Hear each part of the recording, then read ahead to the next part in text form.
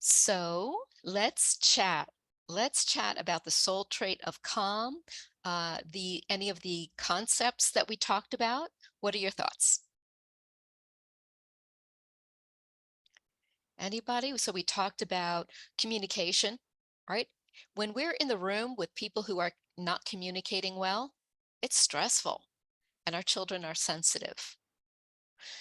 Developing the ability to take one action step, right? So we can't solve all of the world's problems in a single day, but it's just about grabbing one action step. And even that, just knowing I can take one little tiny step is calming. You know, how do you eat the elephant, right? One bite at a time. So I'm going to look in the chat. I don't know if anybody shared any thoughts here, any questions. Good. I love what everyone is sharing here. Nice. I kind of have a question if you can hear me. Yes, I can. Okay, so my 3-year-old, he has fits, kind of like screaming, kicking whenever something isn't happening the way he wants it to. He's 3, Mm-hmm. but Mm-hmm. also my current thing I've decided to do is when I can, I give him alternatives, but in the car, there's very few. But I tell him in the car because there's not like, go get your stuffed animal and give it a hug or, whatever. In the car, I've been saying, if you don't calm down and talk to me healthy about what you're angry about, then your screen time will be taken away. And so he does think about it because he's always wanting to watch TV and play with his tablet. It does give him that time to stop and think about it, and he does calm down. But I don't want it ever to seem like I'm punishing an actual emotion, but I don't want to let him think it's okay to let your anger just run wild or that yelling is okay. So I don't always Yeah. know the cause other than like he's 3. So I'm trying to Yeah. figure out how this kind of fits into that. Yeah. This is such a great question because 3-year-olds don't have the mental capacity to understand their emotions. They feel them so big. They don't have the tools really to handle them. And, we can't talk to them like they're adults.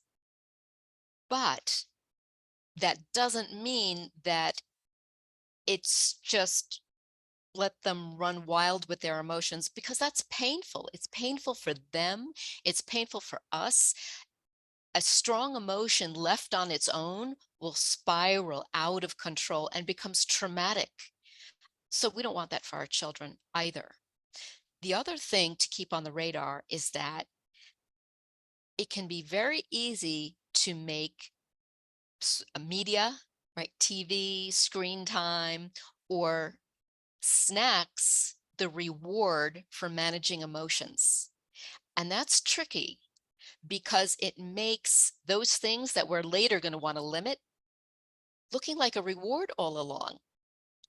And it creates a model for even ourselves later in life wanting to run to food to settle our emotions or to feel better or reward ourselves or to sit down and watch mindless, stupid TV or whatever and waste time that we later regret or watch things that don't actually restore us. Have you ever watched something on TV and you're just like at the end of it, you're like, why did I even watch that? I don't feel rejuvenated at all.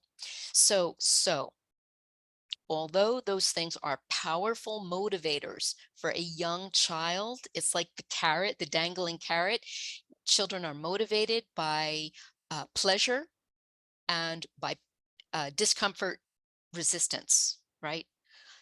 So we can't ignore that those things work, but let's keep it on our radar that we want to be really, really careful about how we use those. It's kind of like, it's your ace up your sleeve. You're going to pull it sometimes, but you don't pull your ace out of your sleeve all the time. It loses its power. So, with that said, with those things to keep on the radar. Children need tools to manage emotions just like adults do. And it's very hard to be problem solving using the frontal cortex of our brain, right? When we're in such a high emotional state. It's hard to think properly. So we need something quick and easy to grab that's really effective.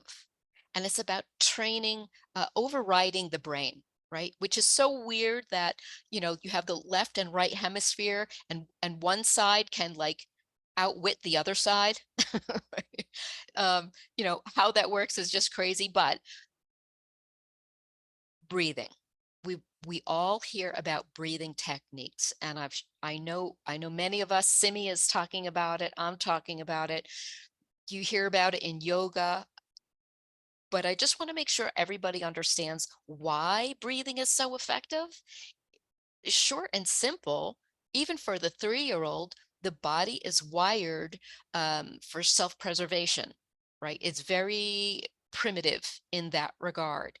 So when you need to fight, flight, you're going to run, you're going to protect, your body physiologically shifts.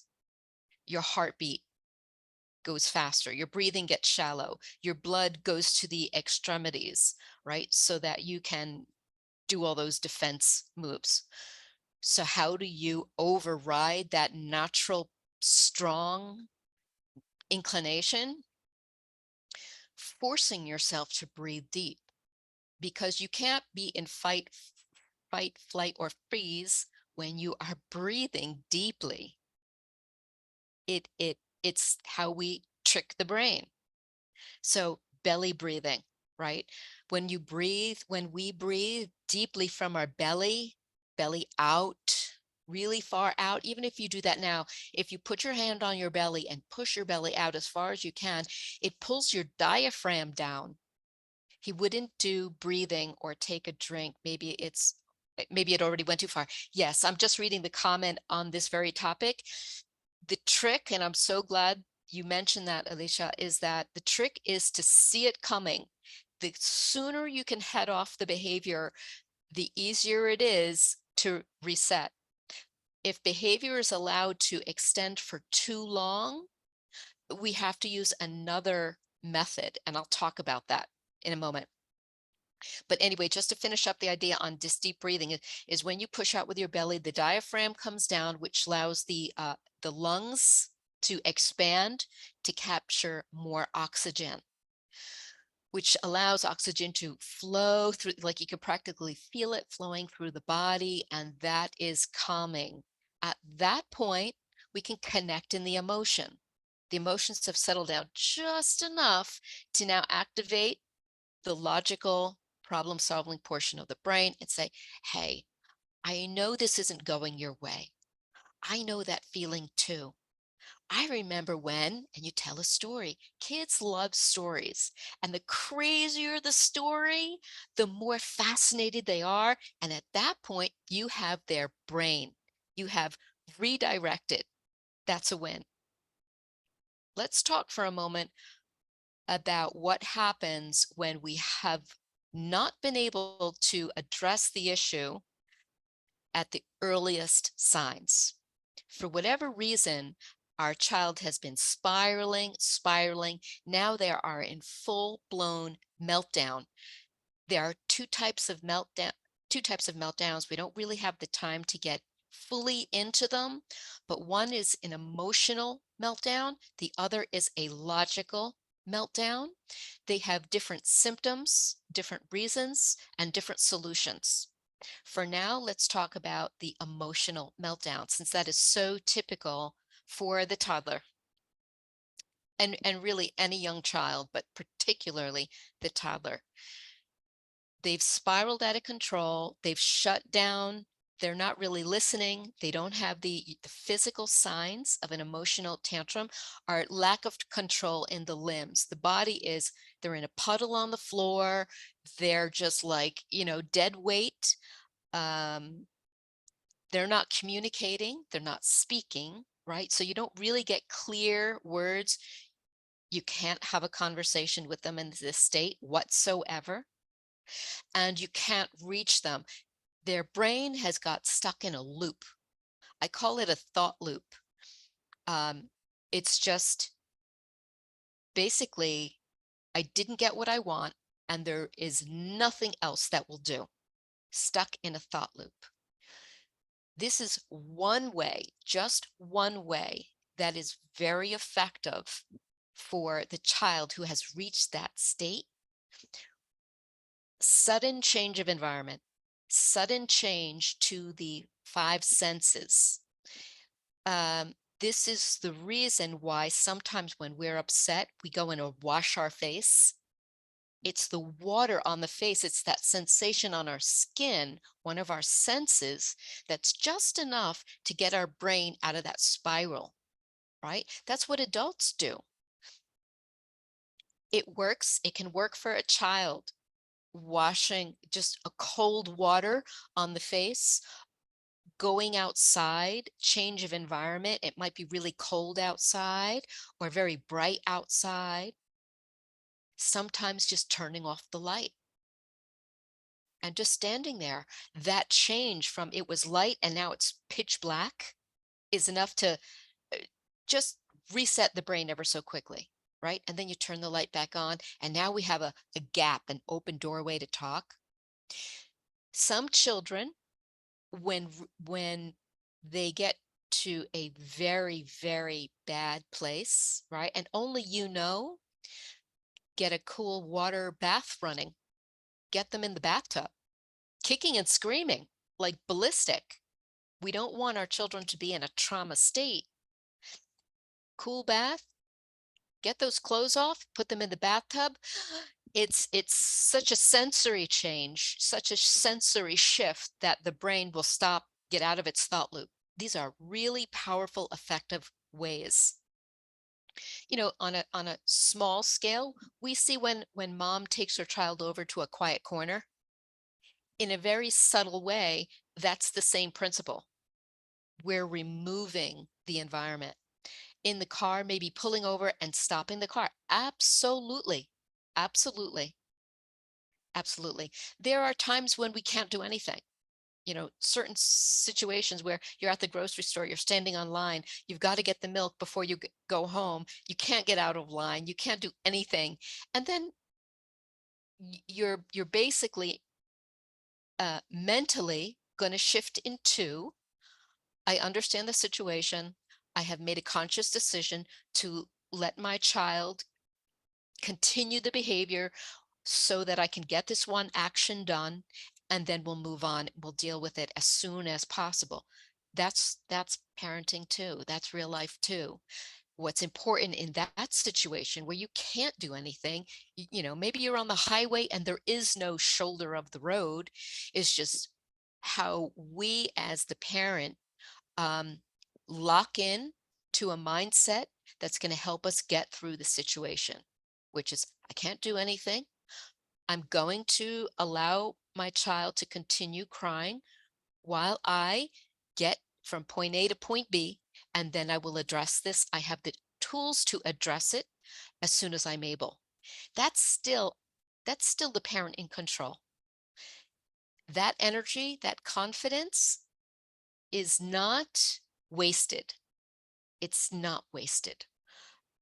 Eventually, that sort of confidence, clarity of our action steps and our decision making will transfer over to their children. We are all very sensitive to each other's body language, each other's tone of voice, each other's disposition, facial expressions, all those little micro communications. They are not lost on our children.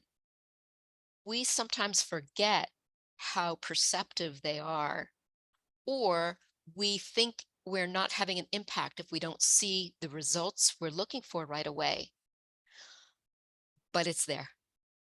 Everything over time gets um, it makes a difference. Okay, so I hope I gave you some ideas, Alicia, on how to handle the 3-year-old in a tantrum who won't take a sip of water, won't do the breathing exercises. Yeah. Okay, that was a great question. We're talking about calm.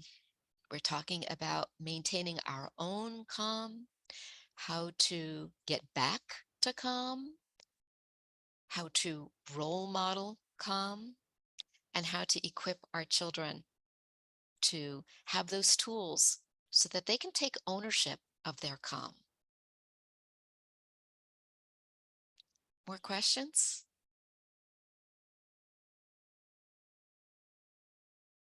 No? So Loila, my kiddos are past the 3-year-old stage, and I have what I'm the spectrum I'm operating in now is a little bit more the anxiety, right? The anticipation of a situation that they're nervous, they are hesitant to engage, those kinds of things. Um, I mean, do you have some thoughts, some tools that feel helpful in that kind of situation, approaching something new and different, and they might say, I kind of want to do it, but I'm scared. It's all new, it's all foreign, I don't know anybody, right? Those kinds of situations. Yeah, and that's very relatable. I think we all face those same anxieties to various degrees, right? Um, I was watching my son is in town and he has not yet met his nephew, newborn nephew, 6 months old. So yesterday we went to visit, and I sat in one rocking chair, and my son's girlfriend sat in the other rocking chair. Now, these rocking chairs go back really far. And I know how to balance myself so that I don't tip back. And I'm going somewhere with this story. My son's girlfriend leaned back and it went back ever so slightly further than what was familiar. And she instantly grabbed the handles of the chair and brought herself back up.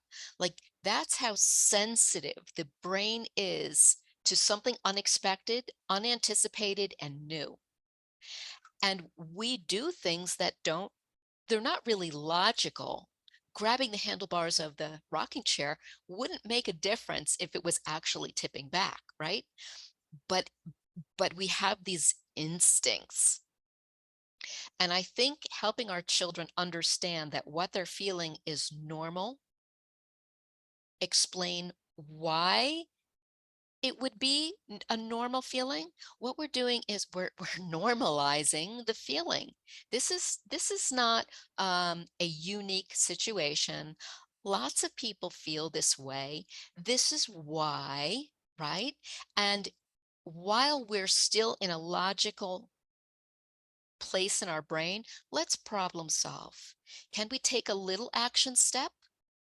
What are you comfortable doing that takes us one step further toward the thing we actually want? Because isn't that the life lesson there? Is we don't have to master the thing we're scared of day one. We kind of step into it a little messy, a little uncomfortable. It's a reminder, a very visceral reminder that we can do the thing we're afraid of, maybe little by little, based on the personality. So some children, they're afraid of the thing, they're just going to dive into it. Like they're just going to jump. That's just their personality, right? So communicating with our children according to their personality styles is powerful. Then there's the other child who's really just cautious, reserved, calculated. They do better with the one little micro step into discomfort and then celebrate that victory. Feel so good about it that pleasure from that little win sets them up for the next little win. So it's that over time, building a history of these little successes, of these understandings like self-talk, helping our children have a healthy self-talk is huge. And at the end of the day, it's not really about the one activity. It's about a lifestyle, a mindset shift, that says, I can step into this uncomfortable situation with tools and I won't die. Nothing, I'll be okay, right? And that I'll be proud of myself. So I guess I'll finish up with this is that whether a child is 3 or the inner child of a 30-year-old, we are all still driven by pleasure seeking, and discomfort avoidant. A 3-year-old is looking for instant gratification, right? When we are older and more mature, we're looking for some sort of a payoff, but some sort of a pleasure or some sort of a discomfort avoidance. We're able to wait longer for it, but we all need that carrot. We all need that carrot to do hard things or to say no to hard things. And we were wired that way. That's okay. As long as we have clarity on, is this a good pleasure that I'm seeking? Is this is this a real danger that I'm avoiding? Or is it just the unknown, the what ifs, the man's will versus God's will? Yeah. So we have a few more minutes. I don't really see anybody having any questions. Lots of good stuff here in the notes. Let's see, high demand schedule, bring margin, diet, be strategic, healthy foods within easy reach, uh, building a library or toolbox from small successes. Great notes here, ladies. All right. I think this is a good place for us to end since everybody's quiet. So next month we're talking about obedience, I think was the soul trait. That's going to be a good one. I hope you'll join us for next month's solutions. Have a good day.